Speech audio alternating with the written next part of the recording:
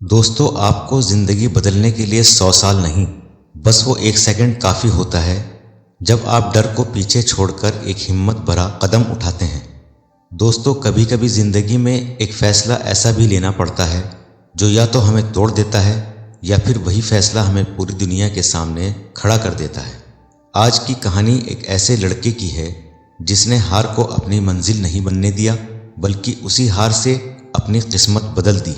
अपने सपनों को पूरा करने का सफ़र मोटिवेशनल सोच में आपका स्वागत है।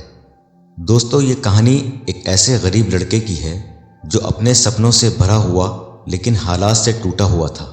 बचपन से ही उसे मशीनों से खेलना पसंद था। टूटी हुई घड़ियों को खोलता, पुराने पंखों में सुधार करता और सबको बस यही कहता कि एक दिन मैं बड़ी मशीन बनाऊंगा। लेकिन उसके पिता की चाय की दुकान बहुत मुश्किल से चलती थी। घर में पैसे हमेशा कम पड़ते थे और निशांत से अक्सर कहा जाता था, इतने बड़े सपने मत देखो बेटा, अपनी औकात में रहना सीखो। लेकिन दोस्तों, सपने औकात से नहीं, सपने सिर्फ हिम्मत से देखे जाते हैं। दोस्तों, 12वीं क्लास पास करने के बाद निशांत ने इंजीनियरिंग का फॉर्म भरा। उसके पास पैसे नहीं थे तो उसने दिन रात मेहनत करके ट्यूशन पढ़ाना शुरू किया, जिससे वो कुछ पैसे कमा पाता था। कुछ वक्त बाद उसने इंजीनियरिंग का एंट्रेंस एग्ज़ाम दिया, जिसमें वो फेल हो गया। लोग हंस पड़े। देखा, यही होना था। जब भिखारी बड़ों जैसे सपने देखते हैं तो ऐसा ही होता है। एक पल के लिए उसका दिल सचमुच टूट गया, लेकिन रात को जब वो अपनी छत पर जाकर अकेला बैठा तो उसने अपने आप से कहा, अगर मैंने हार मान ली तो मैं हमेशा वही रहूँगा जो दुनिया मुझे समझती है।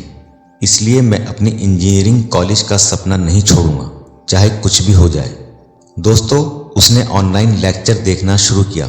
उसका जुनून बढ़ता गया और एक दिन उसे शहर की एक मशीन रिपेयरिंग शॉप में काम मिल गया, जो सिर्फ 4000 रुपये महीने पर था।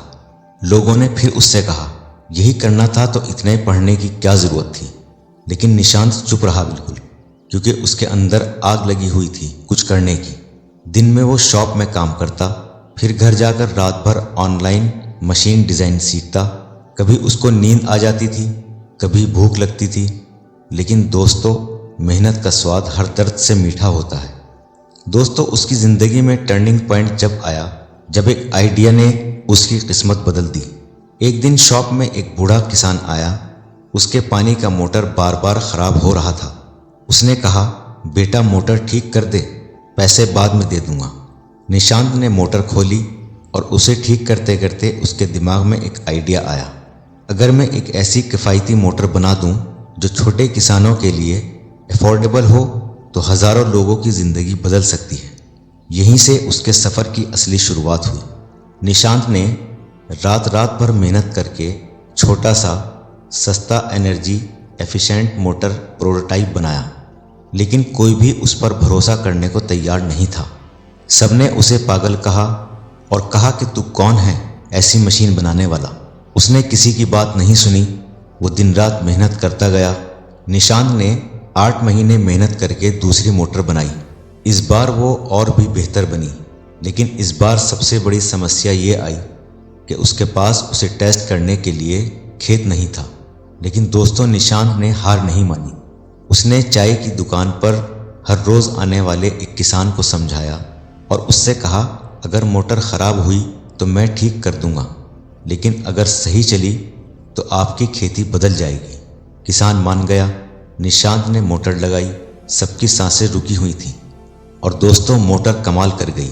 पानी तेज़ी से निकला, बिजली कम लगी और खर्च आधा हो गया। चारों तरफ खबर फैल गई। लोग आने लगे।